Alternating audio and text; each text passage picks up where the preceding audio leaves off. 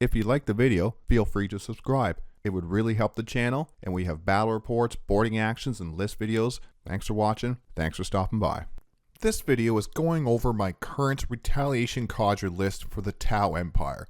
The Tau didn't really receive any meaningful changes to their units or the points, but the change to the deep strike within 3 inches to now 6 inches has really changed the stratagem, the shortened blade. So I have changed this list a little bit, and I have dropped the enhancement that allowed us to go uppy downy. This list is almost all battlesuits.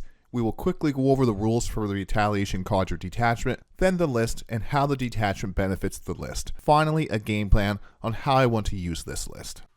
We have the Retaliation Cadre Detachment rule, Bonded Heroes. Each time a Tau Empire battlesuit model from your army makes a ranged attack that targets a unit within 12 inches, improve the strength of that attack by 1. If that attack targets a unit within 6 inches, improve the armor penetration of that attack by 1 as well. An extra 1 strength and 1 AP may not seem like much, but a lot of the Tau weapons sit on breakpoints. The fusion blasters going from strength 9 to strength 10 and AP 4 to AP 5 is a huge boost into those toughness 10 vehicles and monsters. Our small arms fire becomes medium arms fire. Now let's touch on the Retaliation Cadre stratagems. After the December data slate, these are starting to look a little bit weaker. The first one is the failsafe detonator for 2 CP, and this allows you to either roll a 1 or a 6 on your deadly demise, and if you do not have deadly demise, roll 1d6 for each unit within 6 inches, and on a 4+, that unit suffers D3 mortal wounds. For 2 CP, we're just not using this stratagem that much. Grav inhibitor field for 1 CP.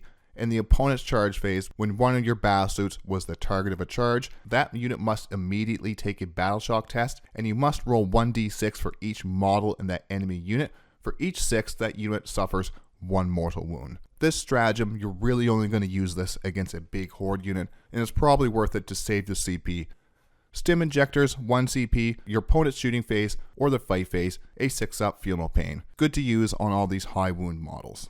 The Arocon Protocol. For 1 CP in your shooting phase, one of your Tau Empire battlesuits, if the unit contains 6 or more models, you have sustained hits 1 on your ranged weapons. If that enemy unit contains 11 or more models, you have the sustained hits 2 ability on your ranged weapons instead.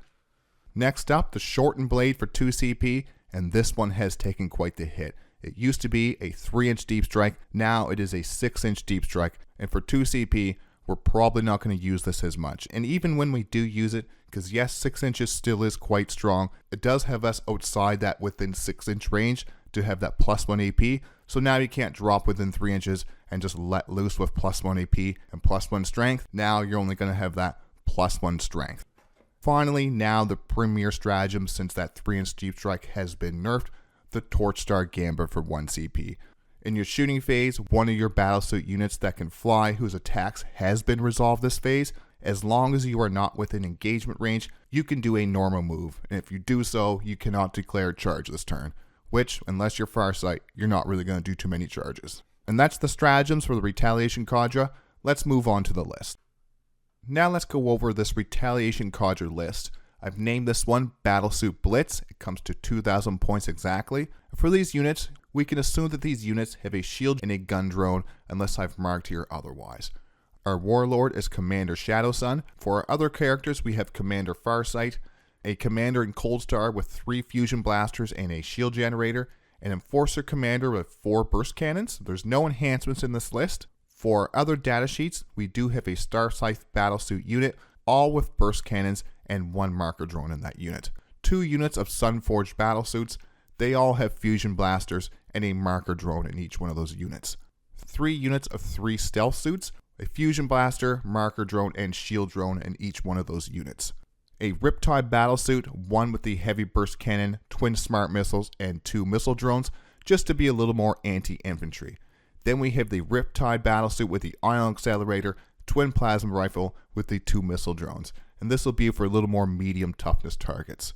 We have 3 units of 2 broadsides. 2 of the units will have the 2 heavy rail rifles and 2 twin smart missiles with the marker drone and missile drone, and then the other 2-man unit will have the heavy rail rifles and the twin plasma rifles. finally, for the unit that isn't a battlesuit, we have 2 single Piranhas. They have the twin pulse carbines and 2 seeker missiles each. And that's the list. My battlesuit blitz, 2,000 points. Let's move on to the unit breakdown. We'll start the unit breakdown with Commander Shadowsun, our warlord. She has that 6-inch aura of reroll hit rolls of 1, and also she has an aura that any unit within 6 inches uses a stratagem, roll a 5+, and you can refund a CP.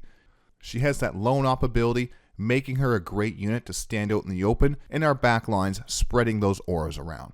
She has some small arms fire combined with the 2 shots from her 18-inch fusion blaster weapons, stealth, and -1 to the wound roll from the range attacks. She is tough to kill even when the enemy can get within that 12-inch lone op range. She also has the infiltrate ability, but I like to use her as a utility buffing unit. There's not a lot of these stratagems that I'll be using on Shadowsun. Stim injectors for 1 CP for a 6-up feel no pain if the enemy does get close enough to get some attacks on her. For the most part, she will be in the backlines buffing our broadsides in the list. Then we have Commander Farsight with the Sunforged Battlesuits. This is the first of my 2 close-range anti-tank units. Farsight gives the reduce his stratagem by 1 CP ability to the unit and +1 to the wound roll if you're within 9 inches of the target. He is also our only real melee battlesuit in the Codex, with his strike profile at 4 attacks, hitting on 2s, strength 10, AB2 damage 3. If we get these Sunforged fusion blasters within 6 inches of a target, it will be 6 shots, strength 10, AP 5, D6 damage with melted 2, and +1 to the wound roll. These are tank busters. Farsight and the Sunforged both have that 4+ invulnerable save, and it should keep them from being shot off the board without some considerable firepower. Farsight's unit will not be as fast as our Coldstar and Sunforged unit, but it will hit much harder with that +1 to the wound. Most games I will start this unit in reserve as a rapid ingress threat. The shortened blade nerf from 3 inches to 6 inches does hurt the overall damage of this unit using the stratagem, since we can't drop in within that 6 inches to get the +1 AP on these weapons. There are 2 stratagems that are quite useful on this unit. Stim injectors for that 1 CP. I think this detachment will have a large pool of extra CP from that 3-inch deep strike change. It should be enough extra CP to use this on the unit that needs it nearly every phase. And the other stratagem, you guessed it, the Coldstar Gambit. The other stratagem that will be used almost every one of our shooting phases, and Farsight can use his ability to make this cost 0 CP for his unit. As one of the hardest hitting units in the list, Farsight's unit will be top priority for the opponent to take out. And this stratagem allows us to get off the hard hitting attacks and then move to some line of sight cover or stage for next turn. Without this stratagem, this detachment would be in a rough place. Our Coldstar commander with a unit of Sunforged Battlesuits. This unit is one of my close range anti-tank units. The Coldstar gives the unit a movement of 12 and the assault ability. It makes this unit fast and able to get into those important shot lanes. I did put a shield generator for that 4+ invulnerable save on the Coldstar to help save him from being sniped out of the unit with precision. The commander with the Sunforged Battlesuit gives us a total of 7 blaster shots, AP 4, strength 9, damage D6 with melted 2. These weapons love the detachment rule. Strength 10, AP 5, yes please. The fusion blasters are only 12-inch range. Luckily, the Sunforged Battlesuits have a 4+ invulnerable, making them the toughest of the 3 Crisis Suit variants. The unit is only toughness 5 though, 3-up base save. They are not invincible. We need to still play smart with them. We want to use this unit to hunt down monster and vehicle units, to take advantage of the Sunforged Battlesuit's ability, Sunforge, for reroll the wound roll and the damage roll against vehicle and monster units. And this unit does have some more stratagem support. It does have, like usual, the stim injectors, gives the unit a 6-up feel no pain.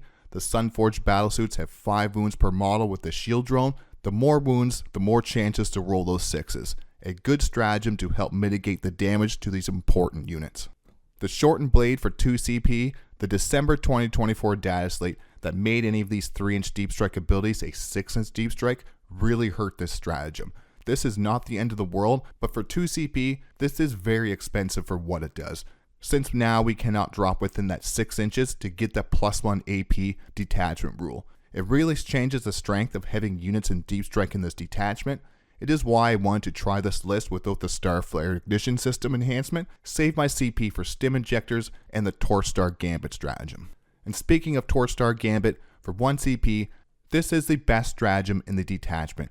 Even more so with that 3-inch deep strike nerf to shorten blade. It is not D6 or flat 6, it is a normal move, and this unit can move 12 inches after using this stratagem. Really good for that shoot and scoot and then move back to line of sight cover. We can also use it for aggressive movement to push forward onto objective or stage for the next turn. And with that nerf to shorten blade, we should have the spare CP to use this every one of our shooting phases. Next up is the Enforcer Commander with the Starscyth Battlesuits. This is our anti-infantry unit. I put as many burst cannons into this unit as I could. -1 AP to incoming range attacks, and the Starscyth Battlesuits give the burst cannons AP 1 when shooting into units that are not monsters and vehicles. I might change things around to have more Coldstars for that movement and assault, but for now I figured with the other hard-hitting units in my list, this unit might not be as high in the target priority with so much high AP damage weapons I have in the list. And if that happens, AP 1 or 2 attacks into this unit will be tough to shoot, so we'd rather those big anti-tank weapons going into our Sunforged who have that 4+ invulnerable. And for the stratagems for this unit, like always, Stim Injectors for 1 CP. Most of this list is Battlesuits with a pile of extra CP. We'll be using this stratagem every turn across our army when it's needed. Torchstar Gambit for 1 CP. The only problem with this great stratagem is we can only use it on 1 unit per turn. A great tool to push out to get some shots and then move back into some cover, or move to stage for next turn. And this is one of the few units that I will be using the Arrowcon protocols on. For 1 CP, this unit loves this stratagem when it's shooting into those big 11+ model units. Sustain 2 on all these burst cannon shots, and if we are within that 6 inches to get an extra AP, these things will tear apart hordes. The Starscyth into bigger units is the ideal target, but even against that 6+ model unit, sustain hits 1 on all of these shots can add a fair amount of extra hits. This is a stratagem I may have to build into a little bit more when playing this detachment, since dropping within 3 inches of the enemy is not really a thing anymore. And for the record, I am thankful for that because it was really hard to plan for that and screen for a 3-inch deep strike, so it's nice to see that out of the game. But that will leave us a lot more CP in the bank. It was a 2 CP stratagem that we'll be using a lot less often now. So this sustain hit stratagem could begin to see more play. Next up is our 2 units of Riptides. These 2 Riptides are going to be my aggressive pushing units. One is equipped with anti-light infantry, while the other is equipped for anti-elite infantry. They're only toughness 9, but with 14 wounds and a 4+ invulnerable, these are one of our more tanky battlesuits. By playing them more aggressive, we can take advantage of the Bonded Heroes detachment. The Ion Accelerator, getting +1 to strength, will matter more for the standard profile, taking them from strength 7 to strength 8 without having to overcharge it, and that will wound Space Marines on a 2+ without having to overcharge it. The Heavy Burst Cannon goes from strength 6 to strength 7, not a huge breakpoint, but it is useful when it matters. Within 6 inches for the AP 1 is where the magic happens. The Burst Cannon is now AP 2, damage 2. The stratagems for the Riptides, Stim Injectors for 1 CP, a 6+ Feel No Pain on the Riptide will make it even harder to take down. 14 wounds of chances to roll a 6. Failsafe Detonator, 2 CP makes this stratagem a hard one to sell. The Riptide does have a deadly demise of D6. If we had it in the middle of the enemy army, it could be worth it.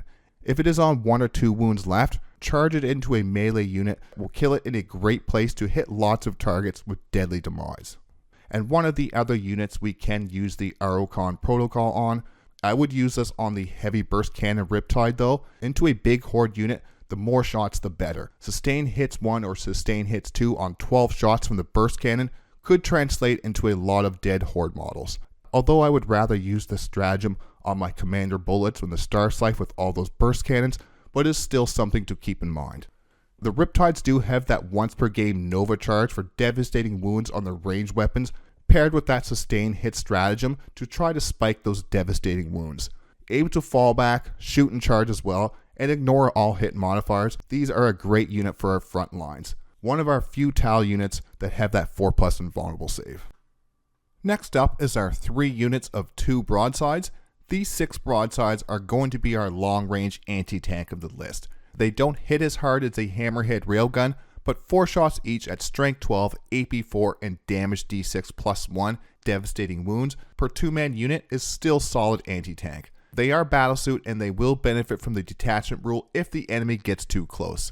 I would like to have these within 6 inches of Shadowsun whenever possible to get those reroll the hits of 1 ability.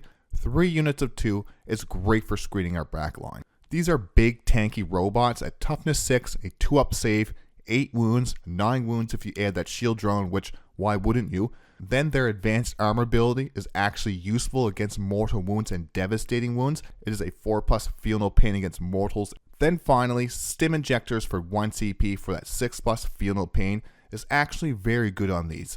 The more shots these units can take while still shooting back is great for us. The last Battlesuits in the list are 3 units of 3 stealth suits. Another unit that I will not be spending a lot of CP on. Other units will want the stim injectors. They do, however, play an important role with their forward observer ability. When observing, they give their guided unit reroll the hit and wound roll of 1. 3 units of these in the list will buff the big hard-hitting guns in the list, meaning we do want to keep them safe. They will be a target on the board. Bad news for us if we lose these units early on in the game. A marker drone in each unit to give the guided unit ignores cover. They also have the infiltrator ability. I would not infiltrate all of these units up the board, 1 or 2 to get board control, but we do not want to lose all of these to the enemy turn 1. We want to have some of these units live past turn 2. Homing beacon can be useful, but not something I build around. 2 Sunforged units with leaders in reserve. With the deep strike ability though, it can come up. Next up is our 2 units of single Piranhas. The only units in the list that are not Battlesuit. They will not get much support from the Retaliation Cadre Detachment. They do have that 9-inch scout ability and 2 seeker missiles each. The scout ability allows me to keep most of my stealth suits back in some safe areas, while the Piranhas go for some early objectives or create some board control. At 60 points each and a large model base, they're great for flying up turn 1, move blocking, grabbing some objectives, or doing some secondary actions. Their drone harassment tactics ability allows us at the end of the movement phase to select 1 enemy unit within 12 inches and make that unit take a battle shock test. Yes, it goes away in the opponent's following turn. This can be good for turning off any defensive stratagems the opponent may have for that unit if the battle shock test has failed. And with 2 seeker missiles, these can do some pretty good anti-tank damage turn 1 while gaining some great board control. The missiles are 1 shot each, hitting on 4s, strength 14, AP 3, damage D6 plus 1, so they can do quite a bit of damage if we get lucky and we spike these. Let's quickly go over the general game plan for this list. The idea of this list is to use the stealth Battlesuits and the Piranhas to get some good early board control and objective control. I want to force the enemy into areas I can get shots on them without getting too close for the counterattack. The Riptides can be used for the same purpose, giant shock troops to dig the enemy out or force them into some poor movement decisions. The 6 Broadsides will provide some long-range firepower, while the Sunforged can get up close and deliver some fusion death. Shadowsun will hang around the Broadsides, screening our backline, while handing out that 6-inch aura of reroll hits of 1. There's no turn restrictions on our detachment rule, so we want to soften up the enemy and then push in for the kill. Now, onto some final thoughts. This is my first Tau list video. I started with the detachment that I was most interested in. The Montcalm would be the next detachment I move to after the Retaliation Cadre, especially now with that change to the 3-inch deep strikes. I think that is going to make this detachment quite a bit weaker. This list might not be the top of the meta, but I feel it still will be quite strong, good at scoring points for a Tau list. We may be lacking some long-range shooting, but I think the Broadside should do the trick. I hope you enjoyed the video. Subscribe for weekly battle reports, list videos, boarding actions, and other Warhammer 40K content. And like I always say, thanks for watching, thanks for stopping by.